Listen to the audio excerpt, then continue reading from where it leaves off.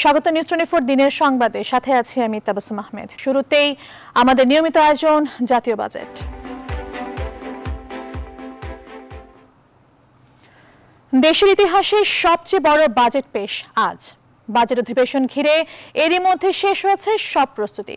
2021-22 অর্থ বছরের প্রস্তাবিত বাজেট উত্থাপন করবেন অর্থমন্ত্রী আ.হ.ম মুস্তফা কামাল। চলতি অর্থ বছরের সংশোধিত আকার থেকে 12% বাড়িয়ে চূড়ান্ত করা হয়েছে 6,03,681 কোটি টাকার বাজেট। দেশের প্রথম বাজেট 786 কোটি টাকা থেকে 50 বছরে যা বেড়ে দাঁড়িয়েছে 768 গুণে। অবশ্য টাকার সংস্থান কোথা থেকে হবে তা নিয়ে সুস্পষ্ট রূপরেখা না থাকলেও পরিকল্পনা মন্ত্রী বলছেন মহামারীকালের এই বাজেট হবে বাস্তবায়নযোগ্য। বিস্তারিত জানাচ্ছেন বাবু কামরুজ্জামান। টানা প্রায় 1.5 বছর ধরে করোনাকে সাথে নিয়ে চলা অর্থনীতির ক্ষত এখনো সেরে ওঠেনি। স্থবির হয়ে পড়া ব্যবসা বাণিজ্য আর ভঙ্গুর স্বাস্থ্য ব্যবস্থাকে ঢেলে সাজাতে আসছে নতুন বাজেট। যদিও মহামারীকালের বাজেট ঘিরে নেই উৎসবের রং, বরং সীমিত সামর্থ্যে অর্থমন্ত্রী বাজেটের সুফল তুলে দিতে চান সব শ্রেণীর মানুষের কাছে। করোনায় কাজ হারানো মানুষের কর্মসংস্থান, অর্থনীতি পুনরুদ্ধার আর স্বাস্থ্য সুরক্ষা নিশ্চিত করার বড় চ্যালেঞ্জ মাথায় নিয়েই বৃহস্পতিবার উত্থাপন হতে যাচ্ছে 6,03,000 কোটি টাকার বাজেট, যা এরই মধ্যেই চূড়ান্ত। যেখানে বার্ষিক উন্নয়ন ব্যয় বাদ দিলে 3,61,60,000 কোটি টাকাই যাচ্ছে পরিচালন বা অনুন্নয়ন খরচে, যার মধ্যে দায় দেনা বাবদ অভ্যন্তরীণ ও বৈদেশিক ঋণের সুদ গুনতে হবে 68,500 কোটি টাকা। এই যে লিকেজের সমস্যাটা যেন কমে, এটা হচ্ছে প্রথম, এটা হচ্ছে স্বাভাবিক। দ্বিতীয় হচ্ছে কোভিডের বাস্তবতা মাথায় রেখে নির্দিষ্ট নতুন কিছু সুবিধাভোগী চিহ্নিত সুবিধাভোগী গোষ্ঠীর জন্য বরাদ্দ দরকার। এবারে বাজেটের একটা মূল উদ্দেশ্য হওয়া উচিত হলো যে কিভাবে আমরা কর্মসংস্থান বৃদ্ধি করতে পারি এবং ব্যক্তি খাতের বিনিয়োগকে কিভাবে আমরা আবার চাঙ্গা করতে পারি। চলতি অর্থ বছরের সংশোধিত বাজেটের তুলনায় আসছে বাজেটের আকার 12% বাড়লেও রাজস্ব আদায়ে এনবিআর-এর লক্ষ্য স্থির রাখা হয়েছে। সংগ্রহের দায়িত্ব দেয়া হচ্ছে 3,30,000 কোটি টাকা। ফলে ঘাটতি বেড়ে দাঁড়িয়েছে রেকর্ড 2,14,500 কোটি, যা জিডিপির প্রায় 6.6%। ব্যবসায়ীরা বলছেন বাড়াতে হবে বেসরকারি বিনিয়োগ, তাই দিতে হবে কর ছাড়। আমাদেরকে লোকাল ইন্ডাস্ট্রিকে প্রোটেকশনের জন্য সাপ্লিমেন্টারি ট্যাক্স দিতেই হবে, নাইলে তো লোকাল ইন্ডাস্ট্রি গ্রো করবে না। কিছু আছে তো পলিসি সাপোর্ট দিতে হবে। নতুন বাজেটে ঘাটতি মেটাতে সবচেয়ে বড় নির্ভরতা বিদেশি ঋণ, যেখান থেকে লক্ষ্য ধরা হচ্ছে প্রায় 98,000 কোটি টাকা, যা সংশোধিত বাজেটের তুলনায় 30% বেশি। এছাড়া ব্যাংক ব্যবস্থা থেকে ঋণের লক্ষ্য ধরা হয়েছে 76,500 কোটি। তবু পরিকল্পনা মন্ত্রীর আস্থা আসছে বাজেট হবে বাস্তবায়নযোগ্য। আমরা বাস্তবায়নযোগ্য বলে এটাকে আমরা লঞ্চ করছি। আমাদের আস্থা আছে এটা বাস্তবায়ন হবে। কেন আস্থা আছে? কারণ আমরা 95-96 বাস্তবায়ন তো আগেও আমরা করেছি আর্থিক বিচারে। নতুন বাজেটের মাধ্যমে অর্থনীতির আয়তন বা জিডিপি বাড়ানোর লক্ষ্য ধরা হচ্ছে 7%-এরও বেশি। বাজেট এলেই নতুন কি থাকছে তা নিয়ে নানা মহলেই চলে গুঞ্জন। ভিন্ন প্রেক্ষাপটে মহামারীকালীন 6 লাখ কোটি টাকার যে বাজেট অর্থমন্ত্রী ঘোষণা করতে যাচ্ছেন, তাতে কেবল আকারে বড় নয়, বরং বিশ্লেষকরা বলছেন এর গুণগত বাস্তবায়ন এবং দক্ষতা বাড়াতে হবে, আর এর সুফল পৌঁছে দিতে হবে সাধারণ মানুষের কাছে। তবেই বাজেটের প্রকৃত সুফল মিলবে। বাবু কামরুজ্জামান, নিউজ 24, ঢাকা। স্বাধীনতার 50 বছরে বাজেটের আকার বেড়েছে 768 গুণ। তাজউদ্দিন আহমেদের হাত ধরে স্বাধীন বাংলার প্রথম বাজেটের আকার ছিল 786 কোটি টাকা। স্বাধীনতার সুবর্ণ জয়ন্তীর বছরে অর্থমন্ত্রী আ.হ.ম মুস্তফা কামালের হাতে যার আকার হচ্ছে এবার 6,03,000 কোটি টাকা। 50 বছরের বাজেটের ইতিহাস জানাচ্ছেন সুকন্যা আমির। 1991 সালের 16 ডিসেম্বর 9 মাস যুদ্ধ শেষে স্বাধীন হলো সোনার বাংলা। স্বাধীন বাংলার বাৎসরিক আয় ব্যয়ের প্রথম বাজেট পেশ করেন তাজউদ্দিন আহমেদ। 1972 সালের 30 জুন ঘোষিত প্রথম বাজেটের আকার ছিল 786 কোটি টাকা। সেই থেকে শুরু পরপর 3টি বাজেট প্রণয়ন করেন তাজউদ্দিন আহমেদ, যার শেষটি ছিল 1974-75 অর্থ বছরে। আকার ছিল 1,084 কোটি টাকা। এরপর দেশের রাজনৈতিক সংকটময় বছরে বাজেট পেশ করেন ডক্টর আজিজুর রহমান। 1975-76 অর্থ বছরে যার আকার ছিল 1549 কোটি টাকা।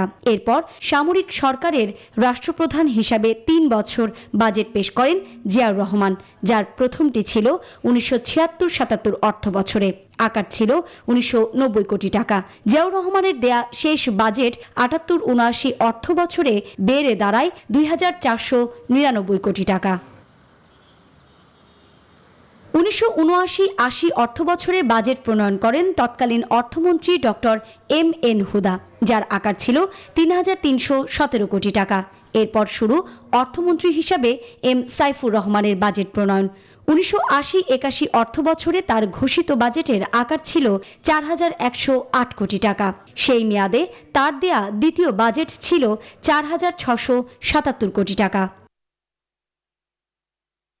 অর্থমন্ত্রী হিসাবে সবচেয়ে বেশিবার বাজেট দেওয়ার রেকর্ড রয়েছে আবুল মাল আব্দুল মুহিতের। তিনি প্রথম বাজেট দিয়েছিলেন এরশাদ সরকারের সময়। তার দেয়া প্রথম বাজেট ছিল 1982-83 অর্থ বছরে, যার আকার ছিল 4738 কোটি টাকা। তার দেয়া দ্বিতীয় বাজেট 1983-84 অর্থ বছরে এসে বেড়ে দাঁড়ায় 5896 কোটি টাকা। 1984-85 থেকে টানা 4 বার বাজেট পেশ করেন এম সায়েদুজ্জামান, যার প্রথমটি ছিল 6699 কোটি টাকা আর শেষটি 1987-88 অর্থ বছরে, যার আকার ছিল 8527 কোটি টাকা। মেজর জেনারেল মুনিমের হাত ধরে 1988-89 অর্থ বছরে প্রথমবারের মতো বাজেটের আকার ছাড়াই 10,000 কোটি টাকা। 1989-90 অর্থ বছরে ডক্টর ওয়াহিদুল হক বাজেট পেশ করেন 12,703 কোটি টাকা। 1990-91 দ্বিতীয়বারের মতন মেজর জেনারেল মুনিম বাজেট পেশ করেন 12,960 কোটি টাকা। 1991-92 থেকে 1995-96 অর্থ বছর পর্যন্ত টানা 5 বার বাজেট পেশ করেন এম সাইফুর রহমান, যার প্রথমটির আকার ছিল 15,584 কোটি টাকা এবং শেষটি ছিল 23,170 কোটি টাকা। পরে টানা 96-97 থেকে 2001-02 অর্থ বছর পর্যন্ত বাজেট পেশ করেন SAMS কেবরিয়া, যার প্রথমটির আকার ছিল 24,603 কোটি টাকা এবং শেষটির ছিল 42,306 কোটি টাকা। 2002-03 অর্থ বছর থেকে 2006-07 অর্থ বছর পর্যন্ত বাজেট পেশ করেন এম সাইফুর রহমান। তার সবশেষ মেয়াদে সর্বোচ্চ বাজেট দাঁড়ায় 69,740 কোটি টাকা।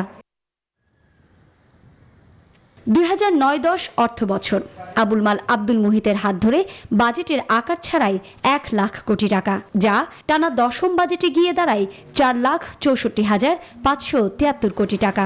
2019-20 অর্থ বছরে 48তম বাজেট পেশ করেন আহমা মুস্তফা কামাল, যা ছিল 5,23,190 কোটি টাকা। তার হাত ধরে 2021-22 অর্থ বছরে 50তম বাজেটের আকার ছাড়াচ্ছে 6 লাখ কোটি টাকা, যেখানে রাজস্ব লক্ষ্য থাকছে 3,30,000 কোটি টাকা আর বাজেট ঘাটতি থাকছে জিডিপির প্রায় 6.6%। সুকন্যা আমির, নিউজ 24। 2021-22 অর্থ বছরের প্রস্তাবিত বাজেট মন্ত্রিসভার বৈঠকে অনুমোদন হয়েছে। বৃহস্পতিবার দুপুর 12টায় জাতীয় সংসদ ভবনে প্রধানমন্ত্রী শেখ হাসিনার সভাপতিত্বে মন্ত্রিসভার বিশেষ বৈঠক শুরু হয়।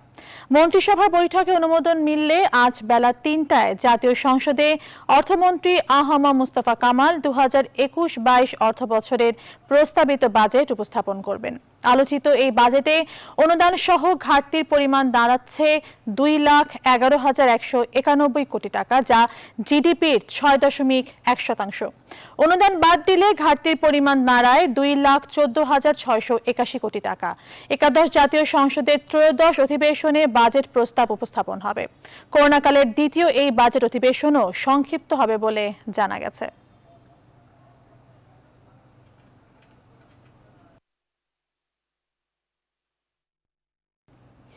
দর্শক, শুরুতেই যেমনটি জানাচ্ছিলাম যে দেশে এ যাবৎকালের সবচেয়ে বড় বাজেট পেশ আজ। আর এরই মধ্যে জাতীয় সংসদে প্রধানমন্ত্রী শেখ হাসিনার নেতৃত্বে মন্ত্রিসভার বৈঠকে প্রস্তাবিত বাজেট অনুমোদনও দেওয়া হয়ে গেছে। আর এই মুহূর্তে সংসদ প্রাঙ্গণে রয়েছেন সহকর্মী শাহ আলী জয়, সরাসরি চলে যাচ্ছে তার কাছে। জয়, কিছুক্ষণের মধ্যে বাজেট উত্থাপন, মন্ত্রিসভার বৈঠকে বাজেট অনুমোদন হয়ে গেছে আমরা জানতে পেরেছি।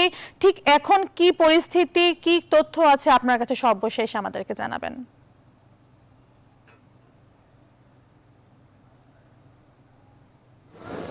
তাবাসসুম, আসলে 2021-22 অর্থ বছরের জন্য যে বাজেট প্রস্তাবনা সেটি উপস্থাপনের পূর্বে কিন্তু কিছু সাংবিধানিক প্রক্রিয়া থাকে, সেই প্রক্রিয়াগুলো কিন্তু এখন অনুসরণ করা হচ্ছে। আপনি যেমনটি জানাচ্ছিলেন যে এটি মন্ত্রিসভা অনুমোদন করেছে। হ্যাঁ, যেটি জানাতে চাই যে দুপুর 12:30টায় প্রধানমন্ত্রীর নেতৃত্বে মন্ত্রিসভার বিশেষ বৈঠক অনুষ্ঠিত হয়, যেটি রীতি অনুযায়ী প্রত্যেক বাজেট উপস্থাপনের আগেই এই বৈঠক হয়ে থাকে এবং সর্বসম্মতিক্রমে সেই মন্ত্রিসভার বৈঠকে কিন্তু সেই প্রস্তাবিত বাজেটটি অনুমোদন করা হয়েছে। এবং আপনাকে আরও জানিয়ে রাখি যে দুপুর 2:30টার সময় রাষ্ট্রপতি মোহাম্মদ আব্দুল হামিদ সংসদ ভবনে প্রবেশ করবেন এবং সেখানে তিনি বাজেট প্রস্তাবের আগে কিন্তু সেই বাজেটে অনুমোদন দেবেন এবং তারপরে কিন্তু দুপুর 3টায় অর্থাৎ ঘণ্টাখানেকের মধ্যেই এই প্রস্তাবিত বাজেট জাতীয় সংসদে উপস্থাপন করবেন অর্থমন্ত্রী আহম মুস্তফা কামাল। এবং আরেকটি বিষয় আপনাকে জানিয়ে রাখতে চাই যে বাজেট উত্থাপনের বেশ কিছু রীতি রয়েছে, সেই রীতি অনুযায়ী কিন্তু যে আগামী অর্থ বছরের যে প্রস্তাবিত বাজেট, সেই বাজেট ডকুমেন্ট কিন্তু একটি কালো ব্রিফকেসে করে অর্থমন্ত্রী প্রধানমন্ত্রীকে সঙ্গে নিয়ে কিন্তু সংসদ অধিবেশন কক্ষে প্রবেশ করবেন এবং সংসদ অধিবেশন কক্ষে প্রবেশ করার পরে কিন্তু তিনি এই বাজেট উপস্থাপন করবেন।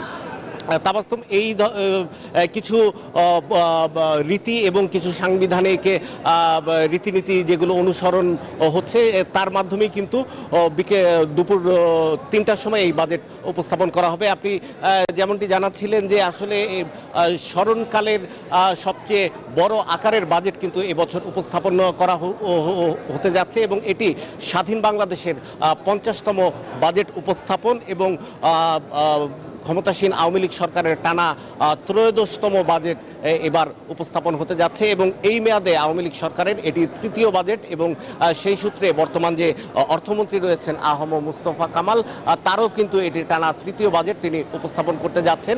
এবং এই প্রস্তাবিত বাজেটে আকার সম্পর্কে আপনি যেমনটি বলছিলেন যে 6,03,000 কোটি টাকার এবং এই করোনা মহামারীর সময়ে দুর্যোগ কি করে মোকাবেলা করা যাবে, করোনা দুর্যোগ মোকাবেলা করে কি করে আগামীর বাংলাদেশ আরও এগিয়ে যাবে, সমৃদ্ধ হবে, সেই বিষয়টিকেই প্রাধান্য দিয়ে কিন্তু এবারের বাজেট প্রণয়ন করা হয়েছে। এবং এই বাজেটের একটি বড় দিক হচ্ছে যেখানে বেকার মানুষদের জন্য কর্মসৃজন এবং গত অর্থ বছরে সরকার যে অর্থনৈতিক প্রণোদনা দিয়েছিল শিল্প এবং ব্যবসা বাণিজ্যে, সেই প্রণোদনা কি করে বাস্তবায়ন করা যায় তার কিন্তু একটি দিক নির্দেশনা এবারের বাজেটে থাকবে বলে আমরা জানতে পেরেছি। তো সর্বশেষ যেই খবরটি আপনাকে জানাতে পারি যে অল্প কিছুক্ষণের মধ্যেই এই বাজেট উপস্থাপন করা হবে এবং এই উপলক্ষে যাবতীয় প্রস্তুতি কিন্তু সম্পন্ন হয়েছে এবং সংসদ ভবনে এই করোনার মধ্যেও কিন্তু এক ধরনের উৎসবমুখর পরিবেশ তৈরি হয়েছে। যদিও সকল সংসদ সদস্য এবারের বাজেট অধিবেশনে অংশগ্রহণ করবেন না এবং একটি রোস্টার অনুযায়ী কিন্তু সংসদ সদস্যরা তাদের করোনা শনাক্ত পরীক্ষা, করোনা টেস্টের মাধ্যমে তারা রোস্টার অনুযায়ী এখানে এসে প্রবেশ করবেন এবং সংসদ অধিবেশনে অংশ নেবেন। তো তাবাসসুম, এই ছিল জাতীয় সংসদ প্রাঙ্গণ থেকে আমার কাছে সর্বশেষ খবরাখবর। জয়, আপনাকে অসংখ্য ধন্যবাদ। আপনি থাকুন সেখানে, প্রয়োজনে আপনার সাথে আমরা আবারও যুক্ত হব। দর্শক, কিছুক্ষণের মধ্যে উত্থাপিত হবে 2021-22-এর বাজেট। আমাদের সহকর্মী শাহ আলী জয় আছেন সংসদ ভবন প্রাঙ্গণে। তিনি যেমনটি জানাচ্ছিলেন যে মন্ত্রিসভার বৈঠকে বাজেট অনুমোদন হয়ে গেছে, এরই মধ্যে বাজেট 3টার সময় পেশ করার কথা রয়েছে। আমাদের সর্বশেষ খবর তিনি সেখান থেকে জানাবেন। দর্শক, আমরা যেমনটি জানি যে সীমান্তবর্তী এলাকায় করোনা সংক্রমণ ব্যাপক হারে বৃদ্ধি পাচ্ছে, কি ব্যবস্থা নিচ্ছে প্রশাসন জানাতে যশোর ও কুষ্টিয়া থেকে যুক্ত হচ্ছেন আমাদের সহকর্মীরা। শুরুতে আমরা চলে যাব কুষ্টিয়া, সেখানে আছেন সহকর্মী জাহিদুজ্জামান। জাহিদ, সীমান্তবর্তী জেলাগুলোতে করোনা রোগীর সংখ্যা বেড়েই চলেছে, অবস্থায় কি ব্যবস্থা নিচ্ছে প্রশাসন জনসচেতনতা বাড়াতে?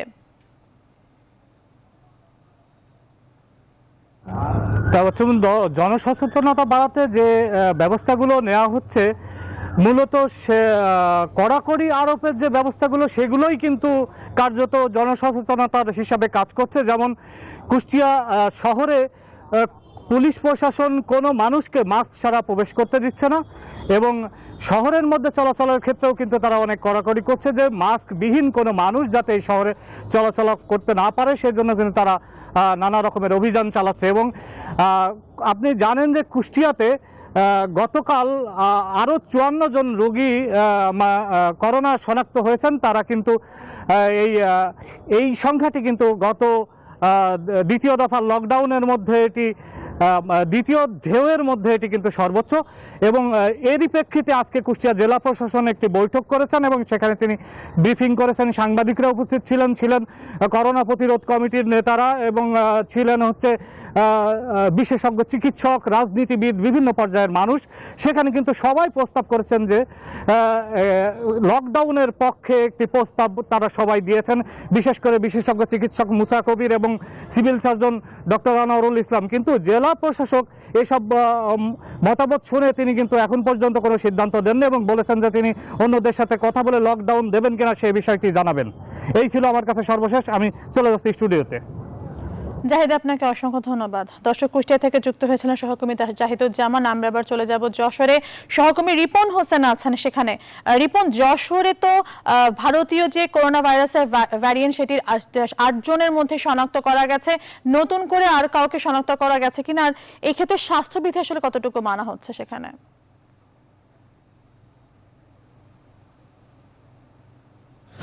ধন্যবাদ আপনাকে তাবাসসুম। যশোরে নতুন করে আর কারোর শনাক্ত হয়নি। তো কিছুক্ষণ আগে মিটিং হয়েছে, মিটিংয়ে ছিলেন পুলিশ সুপার পলাই কুমার যোদ্ধা। আমি সরাসরি তার সাথে একটু কথা বলবো। আমরা তো দেখলাম যে আপনারা একটা মিটিং করলেন, কি কি সিদ্ধান্ত নিলেন? দেখুন, আপনারা সবাই জানেন এটা সীমান্তবর্তী জেলা যশোর, এবং আমরা সরকারের বিধিনিষেধ বাস্তবায়নের জন্য জেলায় যে করোনা প্রতিরোধ কমিটি আছে, জেলা প্রশাসক, সিভিল সার্জন, আমি সহ অন্য যারা আছে, আমরা সবাই ছিলাম। সাংবাদিক বন্ধুদের সাথে আমরা সবাইকে নিয়ে আজকে মিটিং করেছি, আমাদের সার্বিক অবস্থা পর্যালোচনা করেছি। যশোরে কোভিড পরিস্থিতি সহনীয় পর্যায়ে আছে। সরকারের বিধিনিষেধ আরও কঠোরভাবে কিভাবে বাস্তবায়ন করা যায় সবার আমরা মতামত নিয়েছি। আমরা এমনিই সচেষ্ট আছি।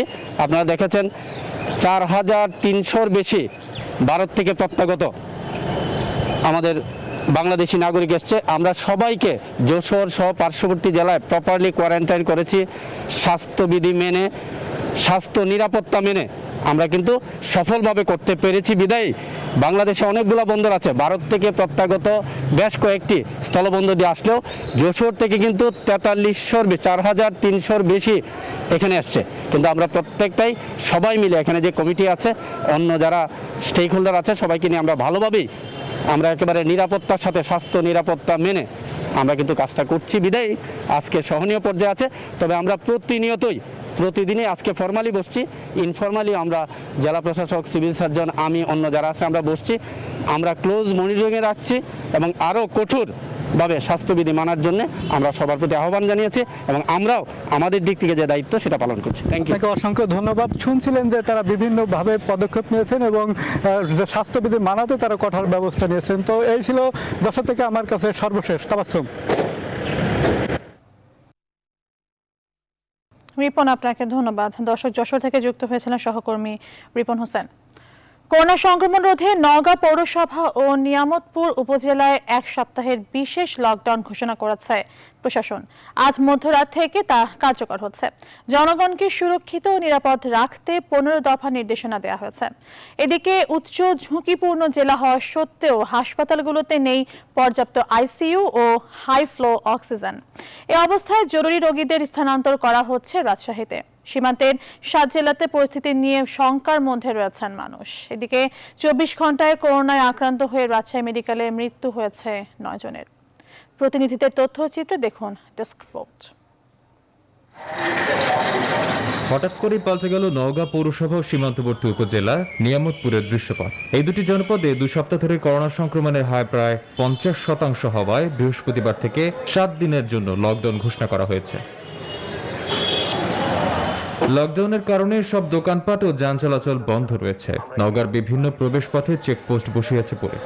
রাজশাহী ও চাঁপাইনবাবগঞ্জের সাথে সড়ক যোগাযোগ বিচ্ছিন্ন সহ কঠোর নজরদারিতে রেখেছে প্রশাসন। চাঁপাইনবাবগঞ্জের সঙ্গে কিন্তু আমরা বিচ্ছিন্ন হয়ে আছি। আমরা সকল রাস্তাঘাটে ব্যারিকেড দিয়েছি, আমরা সেখানে পুলিশ কাজ করছে, আমাদের গ্রাম পুলিশ কাজ করছে। নওগাঁ সদর এবং নিয়ামতপুর এই দুটা ভালনারেবল, চলমান বিধিনিষেধকে সেখানে আরো কঠোরভাবে নিয়ন্ত্রণ করার ব্যবস্থা করেছে। আর করোনার সংক্রমণ আশঙ্কাজনক হারে বেড়ে যাওয়ায় ভারতীয় ধরন ছড়িয়ে পড়ার আশঙ্কায় স্থানীয়রা। দিন দিন যে হারে করোনা রোগী বৃদ্ধি পাচ্ছে সে হারে আমরা অনেক আতঙ্কের মধ্যেই আছি। গত 7 দিন থেকে নওগাঁয় কিন্তু করোনা আক্রান্তের সংখ্যা ব্যাপক হারে বৃদ্ধি পাচ্ছে। এদিকে হাসপাতালগুলোতে করোনা রোগীর চাপ বাড়লেও বাড়েনি সক্ষমতা। এখানকার 3টি উপজেলার সদর হাসপাতালে হাই ফ্লো অক্সিজেন সাপ্লাই চালু থাকলেও বাকি 8টি উপজেলায় অক্সিজেন সাপ্লাই নেই। আর সদর হাসপাতালে মাত্র 2টি আইসিইউ থাকলেও তা এখনো চালু হয়নি। এই অবস্থায় জরুরি রোগীদের স্থানান্তর করা হচ্ছে রাজশাহীতে। আইসোলেশন ওয়ার্ড ইতিমধ্যে সক্রিয় আছে। রোগী যদি হাসপাতালগুলোতে ভর্তি হয় তাহলে সেখানে মাঝারি মান পর্যন্ত মধ্যম অবস্থা পর্যন্ত তারা সেবা দিতে পারবে। অক্সিজেন তো আমাদের আছে, আইসিইউ বেডটা যদি আমরা চালু করতে পারি তাহলে আমাদের জন্য সেবার মানটা আরো বাড়বে। একই অবস্থায় রাজশাহীতে যেখানে চলছে অঘোষিত লকডাউন, সীমান্তবর্তী আরেক জেলায় কুষ্টিয়ায় 24 ঘন্টায় আরো 212 জনের নমুনা পরীক্ষা করে 54 জনের করোনা শনাক্ত হয়েছে। ফলে সীমান্তের 7 জেলাতে চলছে বিশেষ অবস্থা। Desk report, news 24। শিক্ষা প্রতিষ্ঠান খুলে দেওয়ার দাবিতে ঢাকা বিশ্ববিদ্যালয় অধিভুক্ত সরকারি 7 কলেজের শিক্ষার্থীরা নতুন কর্মসূচির ঘোষণা দিয়েছে। তারা আগামী 6 জুন ঢাকা বিশ্ববিদ্যালয়ের উপাচার্যকে স্মারকলিপি প্রদান করবেন। আজ বৃহস্পতিবার নীলক্ষেত মোড়ে পূর্ব ঘোষিত কর্মসূচি পালনকালে তারা এই ঘোষণা দেন। পরে তারা বিক্ষোভ মিছিল বের করেন। আন্দোলনরত শিক্ষার্থীরা দাবি করেন, বন্ধের 14 মাস অতিক্রান্ত হলেও শিক্ষা কার্যক্রম নিয়ে শিক্ষা মন্ত্রণালয় বা কলেজ প্রশাসন থেকে কোনো রোডম্যাপ ঘোষণা করা হয়নি, বরং কোনো পরিকল্পনা ছাড়াই একের পর এক তারিখ ঘোষণা করে শিক্ষা মন্ত্রণালয় থেকে এক প্রকার দায়িত্ব এড়িয়ে যাওয়া হয়েছে। আজকে অনলাইনের ক্লাসের মাধ্যমে আমরা একটা বৈষম্য তৈরি করেছি। সেখানে অর্ধেক শিক্ষার্থী, অর্ধেকের বেশি শিক্ষার্থী আজকে তারা হচ্ছে অনলাইনে শিক্ষার আওতায় আসতে পারছে না। আজকে 28% শিক্ষার্থী করোনাকালীন সময় ঝরে পড়েছে। মন্ত্রণালয় আছে আমাদের শিক্ষা মন্ত্রণালয়, সেটা শুধু নাম মাত্রই একটা শিক্ষা মন্ত্রণালয়। আসলে সেখান থেকে এখন পর্যন্ত আমরা শিক্ষা বান্ধব কোনো সিদ্ধান্ত পাই নাই। অবিলম্বে হল ক্যাম্পাস করে দেওয়ার রোডম্যাপ ঘোষণা করতে হবে, শিক্ষার্থীদেরকে ক্যাম্পাসে ফিরিয়ে আনতে হবে। নোয়াখালীতে গৃহবধূকে বিবস্ত্র করে নির্যাতনের ঘটনায় বেগমগঞ্জ থানার এসআই ও এএসআই এর গাফিলতির প্রমাণ মিলেছে বলে জানিয়েছেন হাইকোর্ট। হাইকোর্টের পর্যবেক্ষণে তাদের দায়িত্বে অবহেলার কারণে এই ঘটনা ঘটেছে বলে উল্লেখ করা হয়। স্থানীয় পুলিশ কর্মকর্তাদের এই ধরনের দায়িত্ব অবহেলার কারণে দেশে নারী নির্যাতনের ঘটনা বারবার ঘটতে পারে উল্লেখ করে এ বিষয়ে উদ্বেগ প্রকাশ করেছেন আদালত। এর আগে নোয়াখালীর বেগমগঞ্জ উপজেলায় গৃহবধূকে বিবস্ত্র করে নির্যাতনের ভিডিও সামাজিক যোগাযোগ মাধ্যমে ভাইরাল হয়। পরে এ বিষয়ে বিভিন্ন মাধ্যমে সংবাদ প্রকাশিত হয়। এসব প্রতিবেদন হাইকোর্টের নজরে আনেন সুপ্রিম কোর্টের আইনজীবী জেড.আই খান পান্না ও আব্দুল্লাহ আল মামুন। পরে ঘটনার ভিডিও ফুটেজ সামাজিক যোগাযোগ মাধ্যম থেকে সরিয়ে ফেলার নির্দেশ দেন হাইকোর্ট। সংবাদের এই পর্যায়ে নিচ্ছি একটি বিরতি, আমাদের সঙ্গেই থাকুন।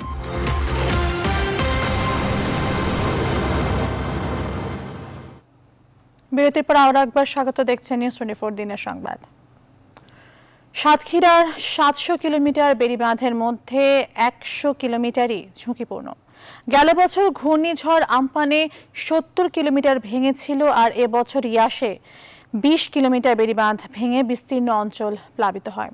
উপকূলবাসীর অভিযোগ, যে পয়েন্টে বাঁধ ভাঙে জোড়াতালি দিয়ে তার সংস্কার করা হয়। এ কারণে প্রতি বছরই বেড়িবাঁধ ভেঙে বাড়িঘর ও মাছের ঘের হারিয়ে নিঃস্ব হয়ে পড়ছে তারা। এমন বাস্তবতায় ত্রাণ নয়, টেকসই বেড়িবাঁধ চান তারা। রিপন হোসেনের তথ্যচিত্রে দেখুন ডেস্ক রিপোর্ট। ঘূর্ণিঝড় আসে আর বাঁধ ভাঙে, সেই সাথে ভাঙে সাতক্ষীরার উপকূলীয় অঞ্চলের মানুষের কপাল।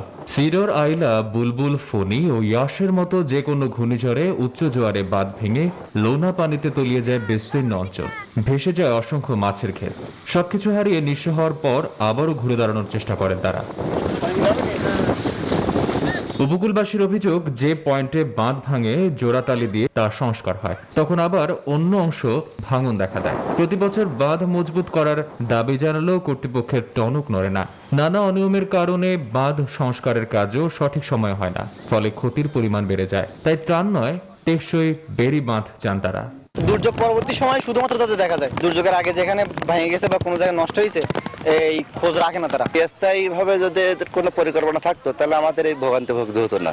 স্থানীয় জনপ্রতিনিধিরা বলছেন, 1960 সালে নির্মিত বাঁধের উচ্চতার তুলনায় নদীর তলদেশের উচ্চতা বেড়ে যাওয়ার প্রতি বছর জোয়ারের পানি উপচে প্লাবনের শিকার হতে হয়। তাদের সাথে পানি উন্নয়ন বোর্ডের কাজের সমন্বয় না থাকায় বেশি সমস্যা হয়। যে শুষ্ক মৌসুম বলতে আমরা শীতকালীন সময়টাকে বুঝি। এই সময়টা যদি বেড়িবাঁধের কাজ করা হয় তাহলে কাজটা পরিপূরক কিন্তু করা সম্ভবপর হয়। বহু ঝড় আমাদের এলাকা দিয়ে একের পর এক যাচ্ছে। সরকারের কাছে আমরা চাইছি যে আমরা টেকসই বেড়িবাঁধ চাই, আমরা ত্রাণ চাই না, আমরা বাঁচার মতন বাঁচতে চাই। অবশ্য জেলা প্রশাসক বলছেন, এই অঞ্চলে টেকসই বেড়িবাঁধ নির্মাণে বিভিন্ন পদক্ষেপ নেওয়া হয়েছে। টেকসই বেড়িবাঁধ নির্মাণ একটি বৃহৎ প্রকল্প, আর সেই প্রকল্প বাস্তবায়নের জন্য জেলা প্রশাসক আমার জায়গা থেকে আমি বারবার মাননীয় প্রধানমন্ত্রীর দৃষ্টি আকর্ষণ করছি। ঘূর্ণিঝড় ইয়াসের প্রভাবে সৃষ্ট জোয়ারে 20 কিলোমিটার বেড়িবাঁধ ভেঙে প্লাবিত হয় সাতক্ষীরার বিস্তীর্ণ অঞ্চল। Desk report, news 24। এবার ফার্স্ট সিকিউরিটি ইসলামী ব্যাংক অর্থ বাণিজ্যের সংবাদ।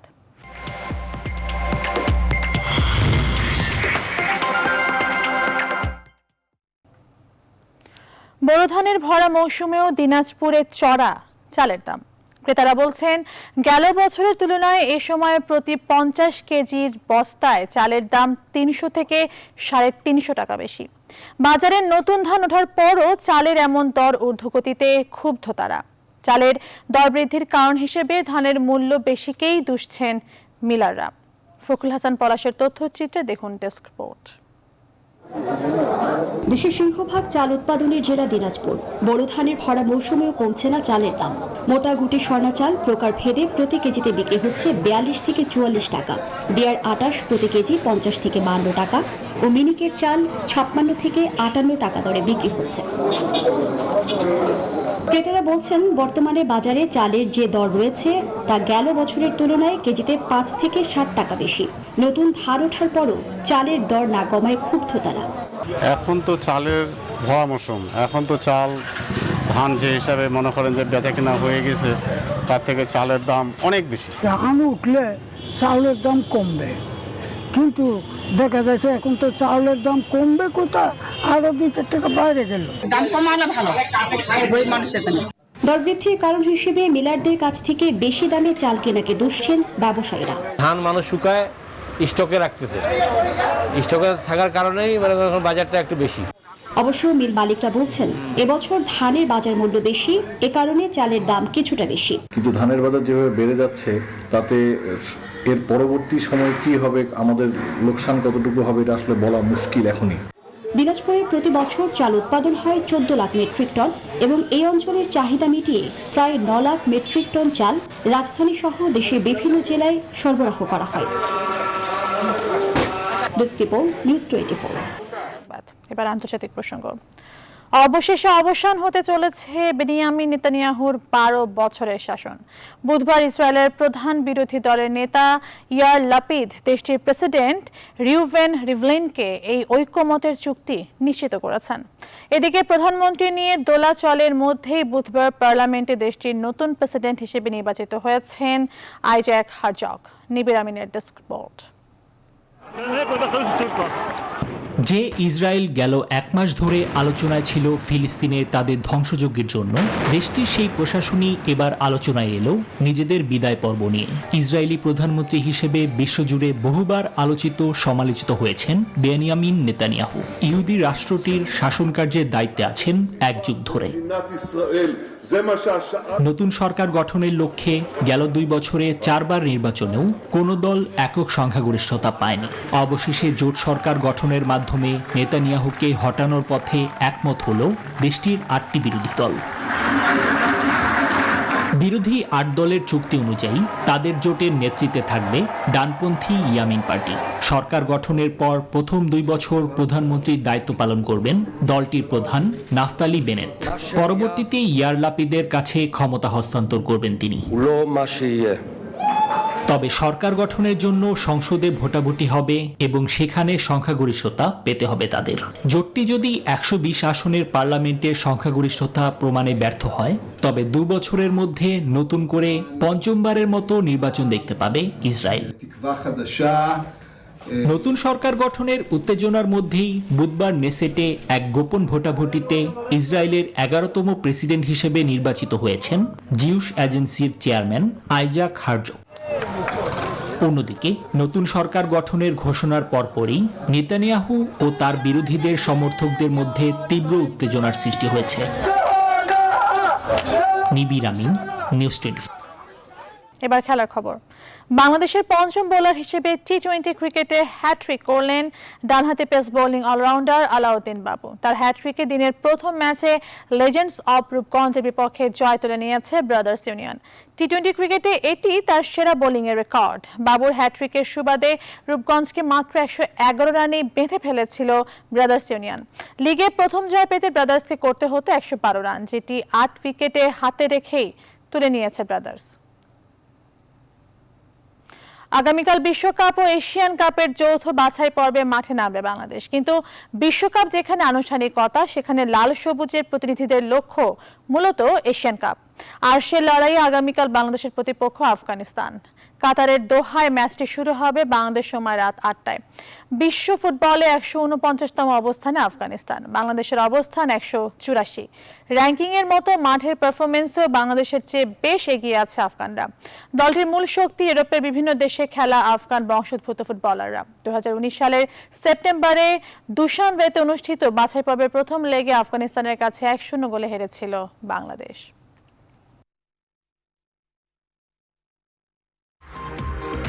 নিউজ 24 দিনের সংবাদ এখন এ পর্যন্ত। এতক্ষণ সাথে থাকার জন্য ধন্যবাদ সবাইকে।